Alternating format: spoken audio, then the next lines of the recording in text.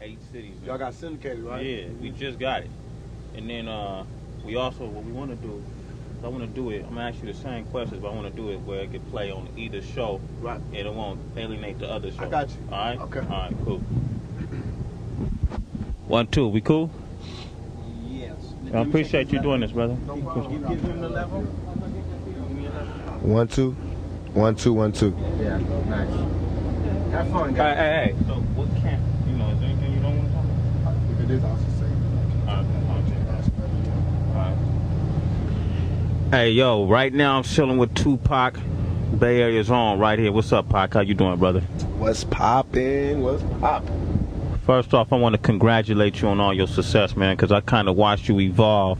And, and even though, I think most people from the Bay Area, even though we couldn't be there by your side, we kind of felt like every episode you went through in your life that we could only see through the media, we was right there, And brothers got a lot of love for you in the Bay. Want to know when you coming back for a minute. I'm coming back for sure, and I love the Bay, and everywhere I go and every episode I've been through, I always felt like I was sharing it, the good times and the bad, with the Bay, because, they the one, I felt like whatever I am, the Bay Area had something to do with making me. So if I'm bad, then they had something to do with making me. If I'm good, then they had something to do with making me. Between the East Coast, the Bay Area, and LA and Baltimore, those places made me, made me who I am and what I am, and made me stand out, and I owe them everything. It's not like saying I got love for one block. I got love for those communities, those areas, because everything about those areas made me who I am, and the people, from the littlest, crackhead to the biggest ballers, to the teachers, to the principals in school, to the police that pulled me by the arm, everybody, to the mamas on the block, everybody, they helped raise me, and I appreciate it, because without a family, they helped me to put my family back together, just by all my fans making me who I am. Now I got a family again. When I started rapping, I was talking about broken homes and shit. Now everybody all right again, just because of my fans being behind me, and making it more than just a fan artist thing, making it more like, that's our homeboy, and we supporting them, and I appreciated that, going to jail and them making me number one. The people made me number one, and I appreciated that, and I appreciate them sticking up for me when everybody be kicking me when I'm down and everything. That's love, and I never trade that. So for the Bay and Philly and all those areas, man, all those ghettos, all those towns, I love you, and don't let this East Coast, West Coast thing get to you. I love y'all with all my heart, with everything, man. I do this for y'all. Just know that if it was you, do the same thing in my position. That's KC. What's poppin', man? Come back here, man. Oh, okay. Okay.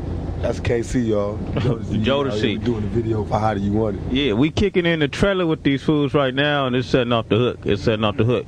On a serious note, this is what I want to ask you, man, because it seems like every time you come up, like with each album was something that would set you back, like the incident that happened in Berkeley back in the day with the police, and then the trials you went through with the lady back east, and then the situations you're going now when you getting caught up in the system. Every time you come up, it seems like it's something bringing you back down. When you caught up like that, what is it that goes through your mind when you got millions of fans out there wondering about you? It hurts me in one way because they be looking at me like, damn, you got everything, why you doing this? Yeah. And in my heart, I'd be like, damn, man, y'all know I don't want to go to jail. I'm just trying to live, you know what I mean? And on the other hand, it's like, I can't really take it personal because I'm a reflection of the community, and all young black males are going through that. Young black females, young white males, a lot of minorities, period, is going through that. You know what I mean? Going through trying to come up and then getting pulled back 5 steps, and you make 8 steps and they pull you back 18 steps. So to me, it's not personal because they all going through it. Only thing that makes it different and original with me is that people get to watch it from the beginning to end like a soap opera. You get to watch mines, and with everybody else, they get to hide, and go to their homes and deal with it and get over it. With me, you seen me doing it. You seen me deal with my greatest pains. You seen me get over things and go through things, and handle my life, and you seen it. Everybody saw it, so that's what makes it different. Yeah, it's like your whole life is like an open book, and after you got had the incident on the East Coast getting shot and that whole nine, what went through your head? I read a lot of stuff and I hear a lot of stuff on TV, but I've been inclined not to believe everything you read in the paper, and the things you see on TV. What went through your head as you got shot and all, the whole confrontation that you had with the people that you had it with? I came from it, slowed me down. Went through my mind, was like, damn, I'm shot. You know, I couldn't believe I could ever get touched. You know what I mean? So now that's why I'm more careful and even more. Some people might say disrespectful, but I'm more cautious. You know what I mean? Because I have been shot 5 times. You know, I know what it feels like. It's like I'm cautious now. I'm not trying to be in that predicament. I know we all have choices to make, and my choices have already been made, even if I want to change it. What I learned in jail is that I can't change. I can't, you know, live a different lifestyle. This is it. This is the life that they gave me. This is the life that I made. You know how they say you made your bed, now lay in it? I tried to move. I can't move to no other bed. This is it. You know what I mean? Not for the courts, not for the parole board, not for nobody. This is what they gave me. All I'm trying to do is survive and make good out of the dirt, nasty, you know what I mean, unbelievable lifestyle that they gave me. I'm just trying to make something good out of that. Just like if you try to plant something in the concrete, you know what I mean? If it grow, and the rose petal got all kind of scratches and marks, you're not going to say, damn, look at all the scratches and marks on the rose that grew from the concrete. You're going to be like, damn, a rose grew from the concrete? Yeah. Same thing with me, you know what I mean? I grew out of all this. Instead of saying, damn, he did this, just be like, damn, he grew out of that? He came out of that? That's what they should see, you know what I mean? That's exactly what I see, because, you know, brother, you must be truly blessed. You know what I'm saying? You know, to go through all the trials and tribulations you've been through, and still, you know, you still maintaining. You know, and even now, they still coming. You know, you got these demons and obstacles that What's up with that? They just keep coming down harder and harder. You know, I mean, every time you turn around, you got somebody knocking on your door trying to take something from you, right? They come harder and harder, and that's what kills me. It's like every time I think this is it, and I go all out to beat that, I win. Or I lose, and then I come into the next one. It's worse. It's even worse. Like it's like like the Twilight Zone, because it's like some evil, unstoppable shit that it just won't let me go. It's just got his hands on me, and it just want to see me fail. And in my mind, sometimes when I'm drunk or I'm just laying down, I'll be thinking like, damn, is this true? Will I fail? Am I supposed to fail? I mean, should I just stop trying and give up? But then I'll be like, nah, hold on. That's exactly what they waiting for me to do. Is to just say this is too much. I can't take it and give up. So now it's a fun little game that I cry at sometime, I laugh at sometime, I smile, I have good times and bad times, but it's a game. It's this game of life. Do I win or do I lose? I know one day they're gonna shut the game down, but I have to have as much fun and get around the board as many times as I can before it's my turn to leave. That's for real. And that's it. That's for real. We chilling with Tupac right now. We're gonna come back with some more Tupac. We just lounging in this trailer. Me and Ellie, you know, at the set. All right, we'll be right back. Oh. Grab my seat. All right. Right, actually, going.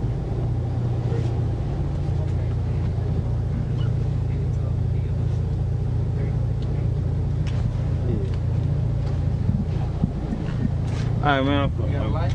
Yeah, I'm straight. But you know what's funny, man? When I be looking at because I like to study. I like to watch how brothers evolve, you know, and the shit, because you know how this business is, man. Everything is pretentious. It's just like, you know, everybody get that one opportunity, and it's how who maintains it and then making it to another opportunity that lasts. I look at the shit you've been through, dude. You know, I sit and think about it. It's been career ending shit. Yeah. Shit that the next nigga, I mean, I done had problems with the IRS, the police, the feds, government, rape. I mean, everything that they end your career. That's how you know somebody's trying to end my trying career. to get you. You know, these are not coincidences. Yeah. I mean, because I've been on probation for shit the niggas get turned loose on. You know what I mean? I went to jail for that year, not for rape, but for touching her ass. Sexually, they couldn't even get me on shit, but touching her ass. And they put you in jail for a year, and I'm sitting there thinking. And you know, if I go to any club, every bitch in there is grabbing me and touching me. And I went to jail for doing the same thing. And I didn't even do that. I mean, I'm saying in a mix of sex, you're going to touch her. You know what I mean? This was me and her personally. But they took that, and they blew it out of proportion. And then, you know what fucked it up is how, like, the media and shit. I mean, you look in the papers, they paint you so bad. You know what I'm saying? But the motherfuckers, they know. To stop fucking me. Not only they know what goes on in this shit, man. You know what I'm saying? Like with Tyson and all that shit. You know, they know what goes on. You know, you get in these environments like this. You got women all around here. You know, what they thinking? It's a game, dog, because it's a game because what it was that I went out of hand with it, and I just started being outlandish and bragging and shit, and they had to stop me. And that was their way of stopping me. They said the police after me first to kill me. And it just so happened that I got to get them before they got me. And then instead of that stopping me, it made me into a bigger star. And so they was like, oh, fuck that. We're going to stop this nigga. So right after that, look at the time. Just study it. You say you study 2-3 weeks after that, the rape charge. Because they knew we got to stop it. I mean, you got to keep your head up out. The women love him. The dudes love him. How can we stop him? What could stop this guy? Why don't we just say he raped one of the women that love him so much? And that's what they did. Man, they just like, you know what I'm saying? And that's big. That's exactly what it is. Think about it. If I diss this bitch, I mean, you know how the game is in Oakland in the bag. If I diss this bitch, the perfect way for her to get back at me is to say, he raped me. Because she can sue me. It's not just hurting me. She can sue me and make millions. It's not just like I'm saying she's jealous, she can make millions if she do it right. If she gets some guys and they all plan it and I do everything I'm supposed to do, she can get millions. And that's exactly what they did. My co-defendants to this day have never been to trial. Did she make money? Huh? Did she make? She's got a civil suit pending. She called her lawyer right after she left my hotel. Before she called the police, she called the civil suit lawyer. Oh shit, she was on the lawyer? She called the police.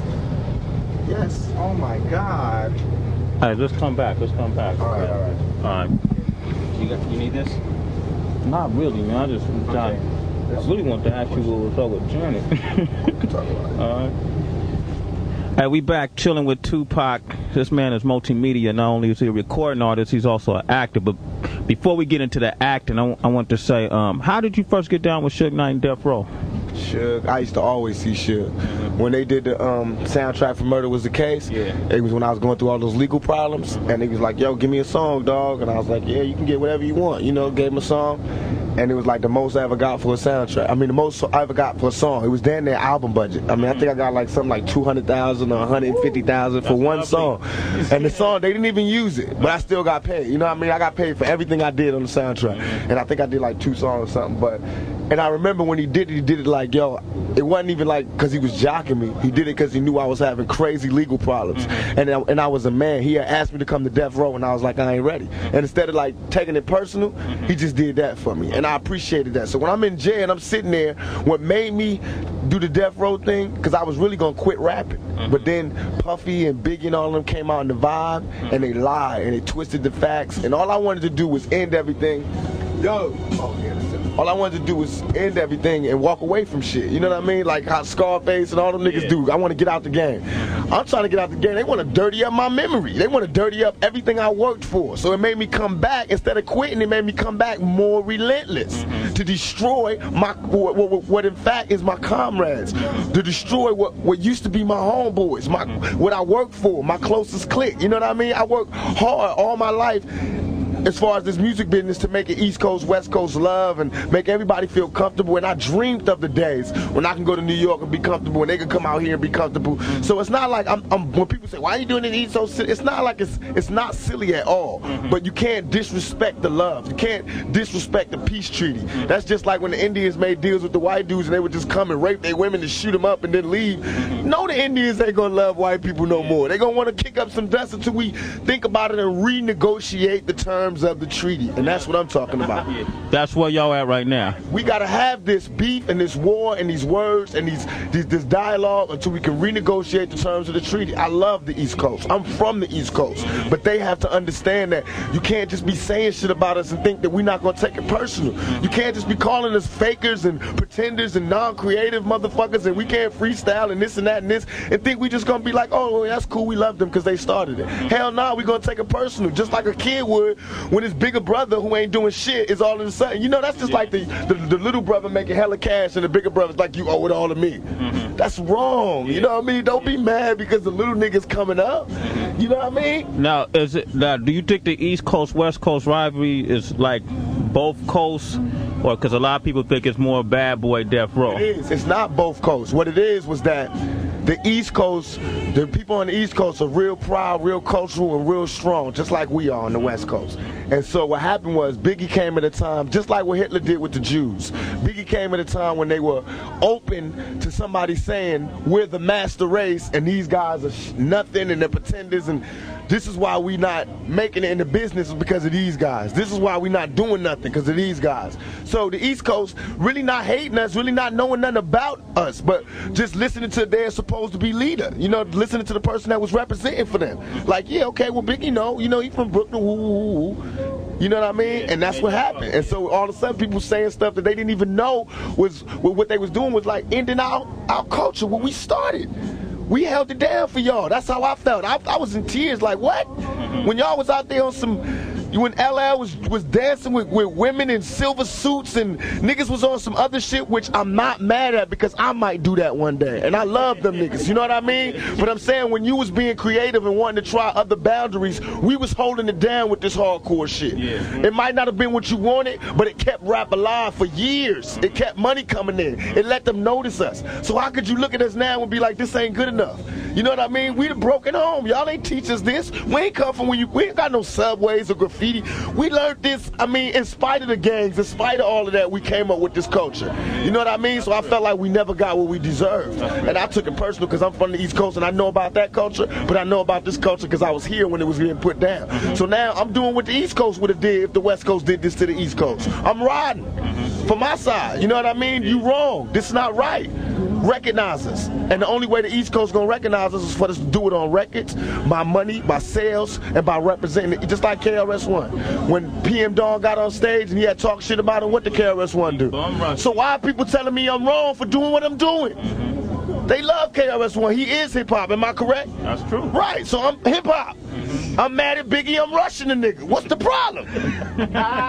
That's real. The East Coast separate themselves from Biggie.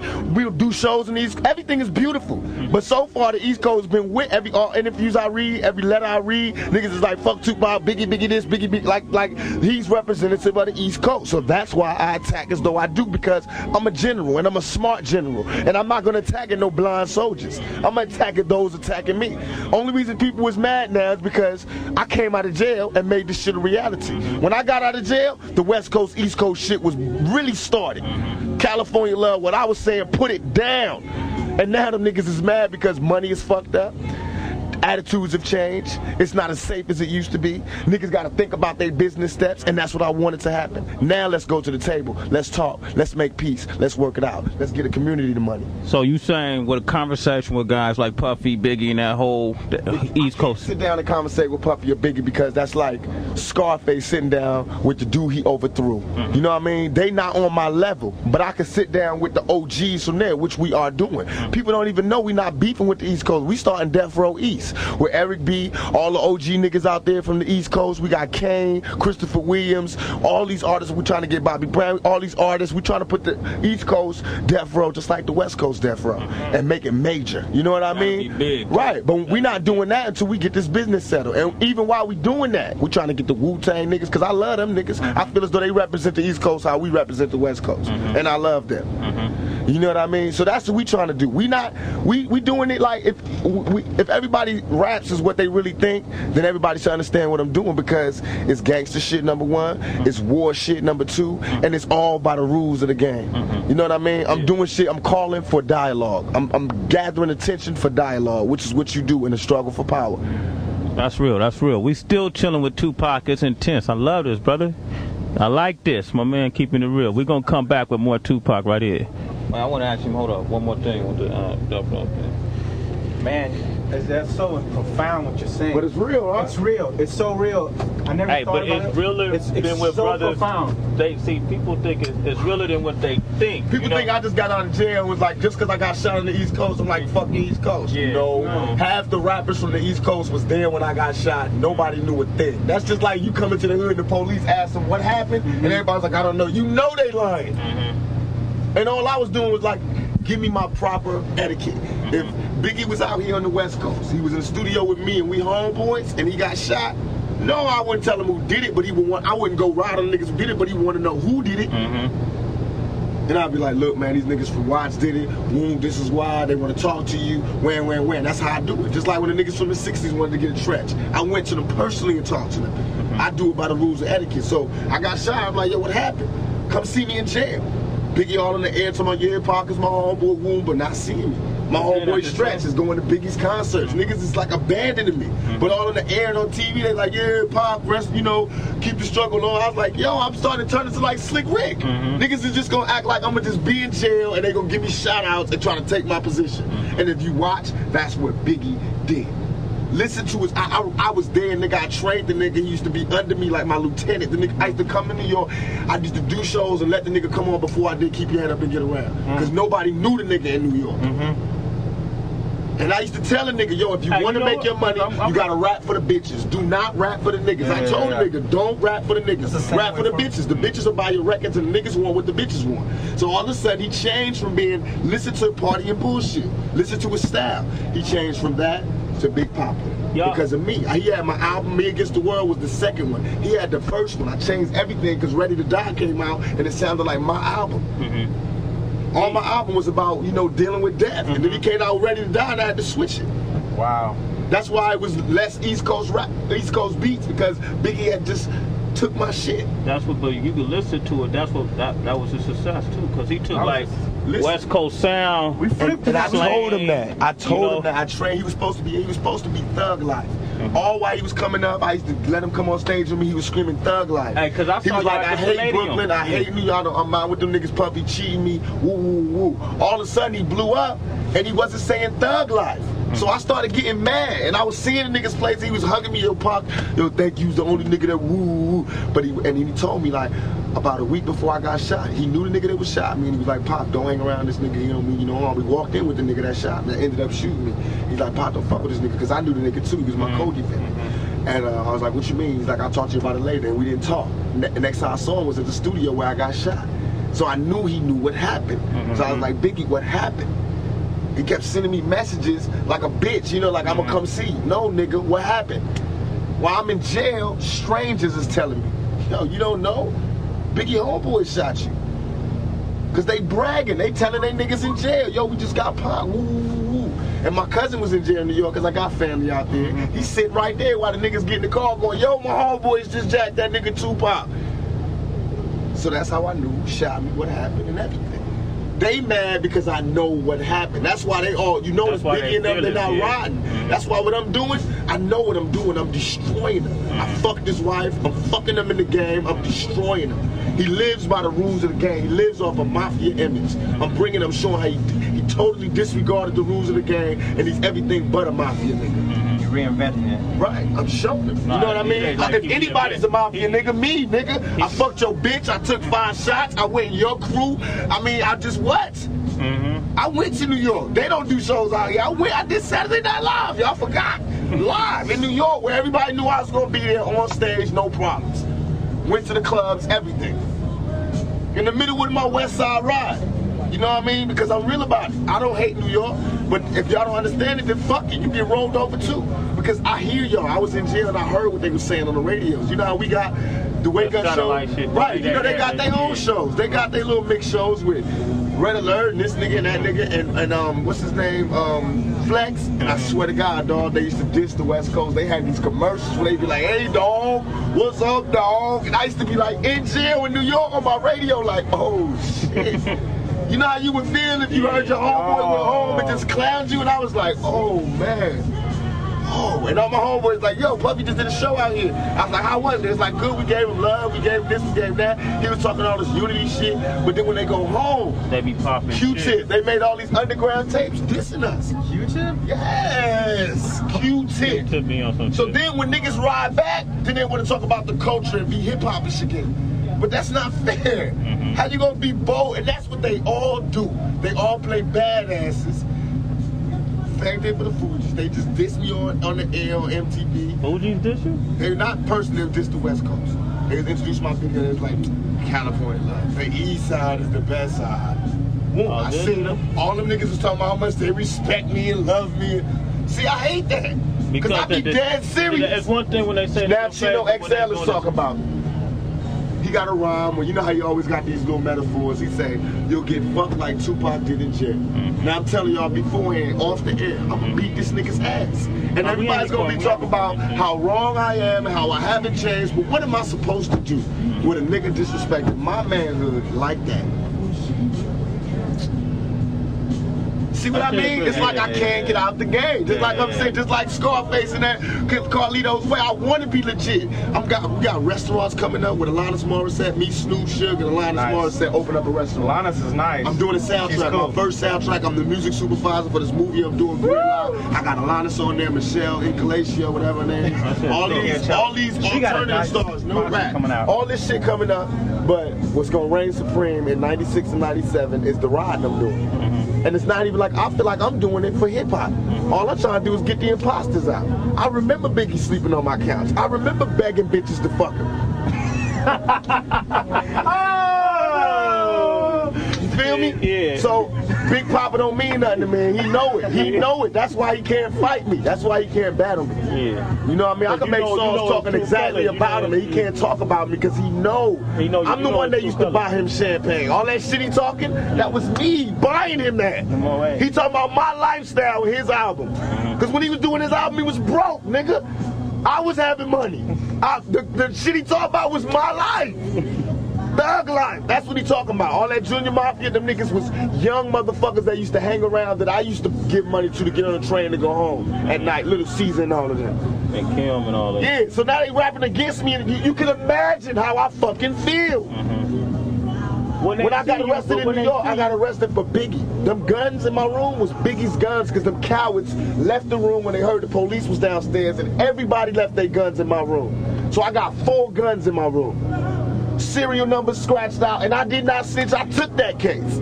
So you can imagine how I feel when I'm in jail for that case, and he out there living a mafia lifestyle, giving me no money, giving me no respect, giving me no tribute, rolling with my road dog who was there when I got shot. I mean, come on, man. I'm not paranoid. I'm not paranoid. Y'all niggas know what time it is. I mean, what it is that them East Coast drug dealers got them niggas under extortion.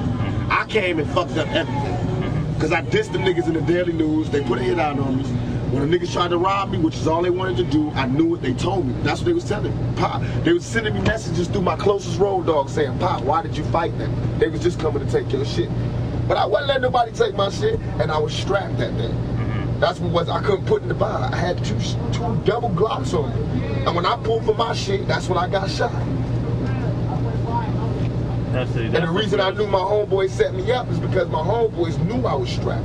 The dudes came straight for me. My homeboys is behind the niggas. Like, they running for sway. My homeboys behind the niggas, and they didn't do nothing. They knew I was strapped. All they had to do was grab the nigga, and I could have bust.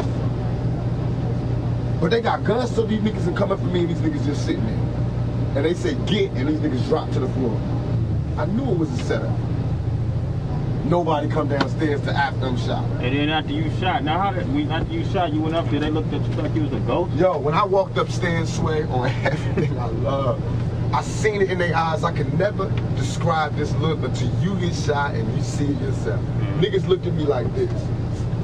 I walked out the elevator, because I walked out the elevator, I didn't know I was shot in my head or nothing. I wasn't, they said in the vibe interview, I was acting like I was in a movie. What they really trying to say is this nigga is raw. I got shot 5 times, came upstairs, did not know I had got shot 5 times. I thought I only got shot once. Yeah, dude, sound like you got a lot on your chest. Oh my God. It's been so long since the Bays heard from you. And that's why I'm giving it to you straight raw, because you got to go back and tell them the shit that we ain't recording. I'm giving you that, you know, not to tell them the specifics, but you know when somebody calls you and go, yo, why did you do this? You know to go, trust me, we talk to them, we know, blam, blam, blam. Now y'all know, you know what I mean? Just like they niggas on their radio stations know. Because what I was mad at is that we didn't have a radio station like that. Me and Snoop got an okay from 92.3 to start Westside Radio. But I don't want to do it unless it's right. What I really just wanted, I was just proving the point again. I want our radio stations to be true to us, and we'll be true to y'all. Tell us, nigga, if you want that type of love, you better give us some commercials every week. We want new shit like they do on the East Coast. We want new songs, especially for us. Did you get the copies of the Westside Radio I gave you? What'd you think? I love it. But that's what I was talking about. That's why now it's not such an important thing for us to do it personally because somebody is doing it. But that's all I wanted was for somebody to have a show like that because I'm from New York and I know how they shows is. They dope. Everybody loves it. All right, let's finish. Let's finish. I know you got to do your thing. Wait, hold on. I want to ask you one more question about that, bro. All right. Yo, we back right here with Tupac. You know, just chopping up a little bit.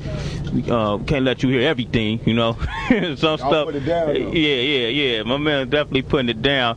One more thing about Death Row. Now, how does the what's going on with Dre, and how does that affect Death Row as a whole? The whole nine. Dre's doing his own thing. It don't affect us. My take on what happened was that Snoop was on trial for murder, fighting for his life. Somebody had said that Dre was in the car. The jury believed that. We needed Dre to be there to say he wasn't there. And once they would have saw him, they would have known he wasn't there. And that would have saved Snoop's whole case. Because they would have saw that the witness that had said it was lying. And Dre never showed up. He was too busy.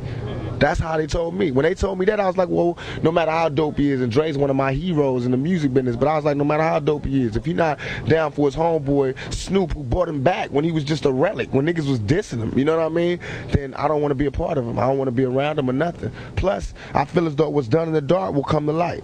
It's secrets that everybody's going to find out about that I don't have to play a hate or dry snitch about. That will come out, you'll find out for yourself, and you'll know why I did it. I swear to God, y'all, I'm living by the rules of the game that y'all, the people, have put down for us to live by. That's real. Let's talk about other things. Like you told us you got a soundtrack you working on. You got a new movie, right? Why don't you talk on that? We got a movie called Gridlock coming out. It's like a mainstream movie. It's me coming back into the theaters with Tim Roth from Pulp Fiction and a gang of other movies. I don't know what the female is, but it's a big name female. I'm the music supervisor for the soundtrack. It's my first chance ever doing something like this. We got Alanis Morissette on the soundtrack. All these big name, alternative, supposedly people who I would never get with. I got them all on the soundtrack to show just what kind of range I got, and I'm putting that kind of soundtrack out, and then I'm putting a rap soundtrack out, and I'm gonna do it like a Tupac album, basically, with me doing a whole bunch of solo songs, with Snoop on there doing some songs, Dog Pound, Death Row on there, just to show that, you know, I got a business mind as well as a creative mind, and to show that I also have, you know, besides just rapping, I can do other I can make my way in other ways in this business. That's for real too. Now when you work with Janet, you know, I was wondering if maybe you could hook me up with her number if you did you pursue it? Dog, on everything I love. If anybody finds Janet, tell her I'm looking for her. That's why I said that shit in my song on My Mind's Made Up, Forgive Me Janet, because I feel like she got her shit all twisted. People that made her my enemy. She ain't my enemy. I ain't mad at her, you know what I mean? But I want to know that, you know, it ain't even like that, you know? She met me in a time of my life when I was real immature. I was coming up, going through a lot, you know? Now she probably see me in a whole different light. Maybe not, maybe she would, but I want that opportunity. So when I see Janet, I'm going to try to make right what we made wrong. All right. Well, I'll be right there with you, bro. Yeah, call me, man. I'll call you down. Yeah, let's hook that up. Hey, now, I'm going to ask you another question. 5 years from now, where do you see yourself? 5 to 10 years from now, what do you see yourself? What do you see yourself doing? I see myself having a job on Death Row, owning stock at Death Row, being an A&R person, an artist that could drop an album like Paul McCartney every 5 years. You know, not even like Paul McCartney, but there's no rapper who ever did it, so I have no one to use to say like. But, you know, that type of thing where I could just do it at leisure. And, you know, when my music will mean something and I drop deeper shit. That, I have my own production company, which I'm close to right now, doing my own movies, have my own restaurant, which I got right now, with Alanis and Suge and Snoop, and just expand. I'm starting to put out some calendars. I got a publishing company and put out some calendars for charity. I'm gonna start a little youth league in California so we can start playing some East Coast teams and some Southern teams and some, you know, Midwest teams. You know, have like a little league, like a Pop Warner league, but the rappers fund it, and the rappers are the head coaches. You know what I mean? Have a league where you could get a big trophy with diamonds in it for a nigga to stay drug free and stay in school, and that's the only way you could be on the team. And we have fun and eat pizza and have the finest girls there and throw concerts at the end of the. You know what I mean? That's what I mean by giving back. You know what I mean? Not being who I am, but by using what I got to give back. All right. And in closing, you know, you got a lot of people, fans that's listening to you right now that don't really get a chance to talk to Tupac up and close and personal like we kicked it today. But if it's anything you want people to know about Tupac, what is it you like to say? Number one, when I diss y'all, meaning diss, I mean like when you come up to me and I'm not giving you the kind of reaction that you think I should be giving you. It's not because I'm ungrateful. It's because I'm nervous. I'm paranoid. I just got out of jail. I've been shot. I've been cheated and lied and framed, and I just don't know how to deal with so many people giving me that much affection. I've never had that in my life. So if I do that, don't take it personal. Try to understand me and see it for what it is. Now I understand what it's truly like to be like, not that I'm a fine ass nigga, but I understand what it's like to be a fine female going in the club and all the guys just rush you before you ready to be rushed. You know what I mean? And everybody's touching you before you ready to be touched. So now I have a better understanding of what it's like to be a woman. But I also have a better understanding on fans not making me do things. I'm gonna do it because I love y'all, because I do appreciate what you did. But when you make me do it, I don't want to do it. I don't care how many albums you bought. You know what I mean? My fans to me are people who follow me and is down for me, understand me, and no matter what people say, they know me because they know my actions. They follow me through my career. Not people who just bought my album, because anybody, I buy albums all the time, but I just buy it to listen to. You know what I mean? And if you buy my album, you bought it for the music. You didn't buy it for when you see me, I just break down and start eating you out. You know what I mean? So I don't like that. Don't start, extorting me for your autograph and shit. You know what I mean? I'm real. I give autographs when I want to, not because I'm all that, but because I'm tired. And I want to be in this game for a long time. I don't ever want to hate the fans. And that's what these other niggas do. See, they might give you autographs all the time, but they hate you. And they don't even look at you like people. I do look at you like people. That's why I feel as though I can look you in your eye and go, yo, I don't feel like doing that right now. I don't feel like signing the autographs. And you should understand. Because I'm looking at you like a human being. Let's kick it. Let's not take pictures. Let's just kick it. Do that. I want some females to do that. Just come up to me and be like, Pop, look, because every female want to come up to me and be like, I know you think I'm like everybody else, and treat me bad and tell me no. Be the opposite way. Everybody doing that. Everybody trying to show me how much they not attracted to me. Do the opposite. Because, these ghetto girls, these minority women is what I call them. Them the only women I could get. Everybody else scared of me. Their parents are telling them not to mess with me. So y'all can't fade me. Y'all can't turn on me. Don't change on me. Stay down for me because I stay down for you. And don't extort me, and let's just do it forever. There it is. Tupac Shakur kicking on the set right here. I want to ask about the new two projects you have coming out. Can you ask me a little bit about that? Like the new single, or like the videos? Okay. Because a lot of people, you got a big marketing plan coming out with that. Yeah. And then we'll edit that in. Okay. All right, well, you want me ask him, like, this project he's doing with Jodeci. Okay. All right, yeah. Hey, Pop, why don't you talk about the project you're doing with Jodeci right now? How Do You Want It? Man. My next single is going to be How Do You Want It, America's Most Wanted, Hit 'Em Up, and California Love, the version that people never could buy. You know what I mean? And Hit 'Em Up is the song which is a classic hip-hop record, meaning a straight battle record to all the Bad Boy staff. You know what I mean? From Puffy to Biggie to Lil Kim, all of them. And them too, because they've been talking a lot of shit, and I got them. I got songs to them. I got this song called When We Ride on Our Enemies, and I'll be like, nigga, you barely living. Don't you got sickle cell? See me have a seizure on stage. You ain't living well. Hell, how many niggas want to be involved? See, I was only talking to Biggie, but I'll kill all of y'all, then ball. And that's the truest shit I could ever have written, because these niggas in Mobb Deep is little kids. When I was in jail, when they came out with that song, where they was like, Thug Life, we still living it. You know, in that song that they had, they were talking about, they was like, Thug Life, we still live. I took it as a diss. So from jail, I'm calling my little homies in Atlanta like, yo, they got a show out there. Get with them bastards. So my homeboys rolled them niggas like, what's up? The niggas was cowards. In the car, like, looking forward, like they didn't see my homeboys going, Thug Life, motherfucker, what's poppin'? You know what I mean? So I hate niggas like that. And these are some young busters who's getting souped up by their block to come up against a motherfucker they don't even know. Mobb Deep, you know, like I know, I'll swallow them. Now, if this was somebody I couldn't fuck with, I'll tell you. But Mobb Deep, I'll swallow them niggas. I will have a train on them niggas, you know what I mean? One of them niggas got sickle cell. He barely breathing. He don't even want to see me. He'll have a fucking seizure. They both weigh like 100 pounds. They don't want, my little homies is attacking them. That's why I ain't even addressing the Mobb Deep issue, because they not even on my level. I find it disrespectful that they even think they can attack me or the West Coast. So I don't even address them little buster ass babies. And please print that, because it is on and popping. And when I say it's on and popping, I mean when I see the niggas in the spot, it's on and popping. I'm not one of them fake diss record writing motherfuckers. Only time I won't rush a motherfucker is because he straight up told me he got respect for me. He don't want no drama, because I ain't no bully. I'm not just going to beat no motherfucker up because the crowd want to see it. You know what I mean? If you don't see me rushing them, that means because they bowed down. Now the Mobb Deep fools, they don't want it. Chino, XL, Mobb Deep, Bad Boy, Biggie, Little Caesar, Junior Mafia, all of them is on our hit list, and I'm getting with them. I got a new clique called The Outlaws. They got an album coming out. It's some Jersey dudes keeping that East Coast flavor popping. It's some West Coast dudes, Southern dudes. It's the epitome of what I represent. You know what I mean? I got Big Sight from Thug Life, the solo project. We got How Do You Want It with Ron Hightower doing the directing with me, and we got all porno stars. We got all porno stars. I got people from the Bay. I got Nina Hartley from the Bay, Champagne, all porno stars. It's the big time shit. Then we just did a video for America's Most Wanted, which is a classic diss video. We got a Biggie. We got Piggy, we call her P.I.G. in the video, and Buffy in the video, and it's just dope. People gonna be talking about that video because, you know, I'm dissing them niggas. And How Do You Want It is just the dirtiest, nastiest video I've ever done. I got a Playboy version, a regular version. We got nudity, everything. It's just the most amazing video you ever see. We doing that. We doing a video for All Eyes on Me, I Ain't Mad at You, All About You. Oh, yes. You know, I got all the money in the world, so we finna put it out. Not me personally, but the record company. So we definitely behind the project, and we gonna put it out.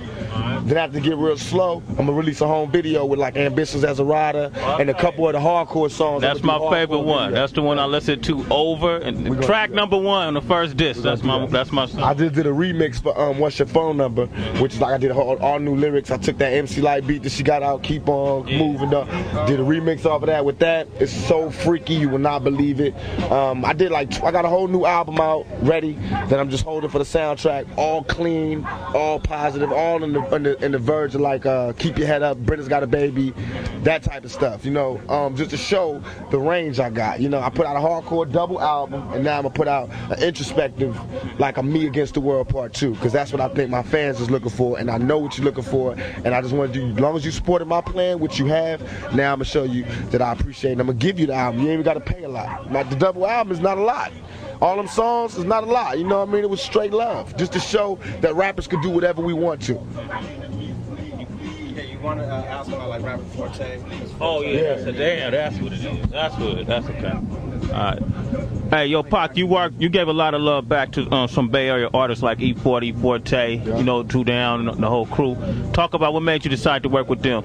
Because I can't always be in the Bay, and I know how the Bay is. The Bay is the type of people, man, if you ain't there, they're gonna talk about you. So I want them to know I love you, I feel you, I'm representing for you. So I know I got a certain amount of acclaim and everything, so I bring the Bay with me. I know E40 is what I was when I was with Digital Underground. He is the Bay right now, you know what I mean, him and Forte. So I get them on my album, and that represent the Bay. And it shows that we still all love and still all good, and we, by us being the representatives, we bring the Bay where we go. You know what I mean? And Forte, he always been raw to me, and I like his style. When I was in jail, I used to listen to his stuff. So when I got out, we clicked, we did the song. Now he in jail, and I got to do what he did for me. When I was in jail, he used to send out shout-outs and say I support me and everything. Now I support Forte. Everybody pray for him and send letters, and I hope the brother get out of jail as soon as possible and get back to his chips. Because you know it's all a struggle for every young black man. Forte, you know how it is. Only God can judge us. All right, let's end it, huh? Okay. Wait, hold on, let me say. Go ahead and end it. All right. Was there anything else that you wanted to cover? No, I'm straight. Okay. Yo, we've been sitting here talking with Tupac, and you know, like I said in the beginning of our conversation, I want to commend you on all your accomplishments, and not only that, the fact that you've had all these obstacles and demons that you had to deal with, but for some reason, you know, you've been blessed enough to prevail. You know, no matter what y'all believe or what you hear from the media, this brother got his head together, and I have no doubt in my mind that he's always going to come out on top. And I appreciate you letting us come down here, brother. I appreciate y'all giving me the opportunity to clear all that stuff up. And I'm going to represent for y'all, and I'm going to always give you the opportunity to ask me whatever questions you want to ask me, whatever way you want to ask me without me tripping. And on the same token, I want y'all to always, just when I give you the story, now it's up to you, because you are our reporters. It's up to you to give it without putting me in jail through what I told you, you know what I mean, without giving out the facts. It's up to you to let the people know what's really popping, what's really going on. So what we going to do, we going to play back what we recorded the way you said it, you know, so it'll be Tupac words, all right? All right, thanks again, man. Tupac Shakur, all right? Everybody stay getting their papers, man. Okay, let's knock out just these so we can use the promos right. What's up, this is Tupac, representing Northern California, Bay Area. All right. Okay. In any way that you feel. I'm ready. You know, these are you ready? liners and stuff like that. Yeah. What's up, y'all? This is the Thug Lord Tupac. Be sure to check out Westside Radio. It's going down this Friday night. The only station that got mad California love for y'all. 106 KMEL. Alright, so let me tell you how to do this though, because I'm gonna play this back. Alright? So just how you said it. Stuff for the shit, you know what I mean? Right. So I'm gonna play it back just like you said in the morning, and I'm also gonna do it on the wake up show. The wake up show playing LA, Texas, Florida, Chicago, you know, 8 different cities. Alright? Okay. So that's just gonna be lovely. Is there any particular, like when we do it for like Westside Radio and stuff like that, is there any particular songs you want us to play for Westside Radio? Nah, not really, just as long as y'all represent the West Coast. Alright. I mean anything for you. Don't play nobody that just, nah, I'm not into that. You play whatever's popping. Alright, we should have you say something like, forget what you heard. 106 KMEL, stand true. The only station that's true to the street. Okay, that's a good one. Yeah. Go ahead. Ready? Yeah. Yo, it's Tupac, Machiavelli, the Dawn representing Death Row. Forget what you heard. It's KMEL, the only station that's truly representing for the streets. You know what I'm saying? I wish I wrote that one down. Hey, and I'll just say this is Tupac, you know, chilling with Sway and King Tech worldwide on the Wake Up Show. Okay. Man. What's up, y'all? You know how we do it. Representing that real hip hop with King Tech and Sway on the Wake Up Show worldwide.